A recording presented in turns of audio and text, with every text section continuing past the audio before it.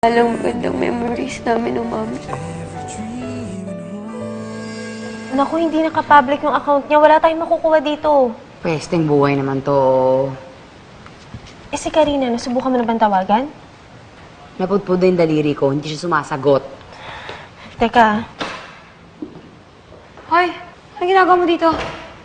Diba sabi ko magbantay ka doon? Ah, gusto mo mag-camping ako doon?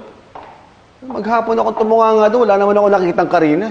Eh talagang hindi lalabas yun. Kung nakikita ka niya, magtago ka kasi. Gabo, pwede ba? Gamitin mo naman yung utak mo. Eh di kung gusto mo, ikaw mag-abang doon. Oh, ba't ikaw ba galit? Ano ba? Teka nga. Bakit bang init ng ulo yung dalawa? Mag-relax nga kayo. Alam nyo, si Karina bata pa yon, kaya automatic babalik at babalik yun dito.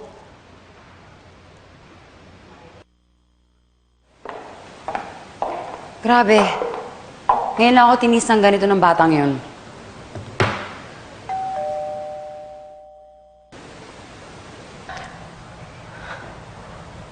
Oh, sabi ko sa'yo hindi ka nyo matitiis eh. Sige na, punta mo na.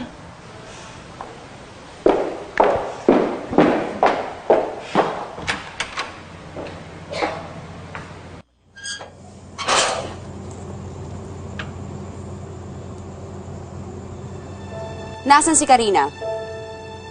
Wala po ba dyan si Kakay? Ano pong nangyari?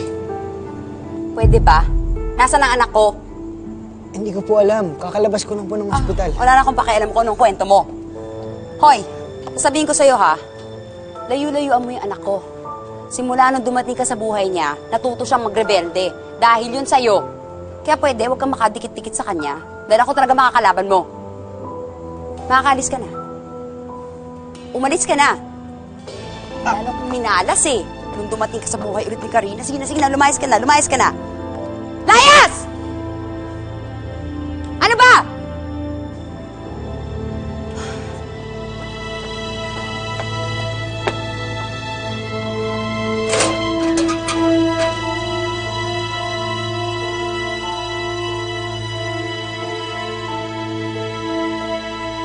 Nasaan kaya si Karina? Bes, huwag ka nang mahiya. Mga ilang araw lang din tayo dito. Pag nawala yung mga gwardiya sibil dun sa bahay, babalik na tayo. Pasensya na sa abala.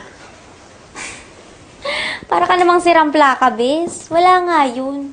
Totoo nga, masaya ako kasi nandito kayo. Kasi sure ako na hindi kinaabuso ng mami mo. Nakakahiya lang kasi talaga, Bes. Tingnan mo pati yung mga kamag-anak mo nadadamay dahil sa akin. Bes, wala lang yun. Eh, masaya nga yung tita ko na may kasama siya dito eh. Matatang dalaga niya kasi yun, kaya madalas na nag-iisa. Eh, alam mo ba, madalas, ang dami natutulog dito. Hindi naman namin kamag-anak, di namin kaano-ano. Sino-sino pinapatulog niya. Hindi nga ako magugulat kung magiging bahay ampunan to eh. Eh, kaya bago pa maging bahay ampunan to, tayo muna ampunin niya. Diba? Huwag ka mag-alala. Hahanap din ako ng mga racket para makatulong naman ako sa mga gastusin dito.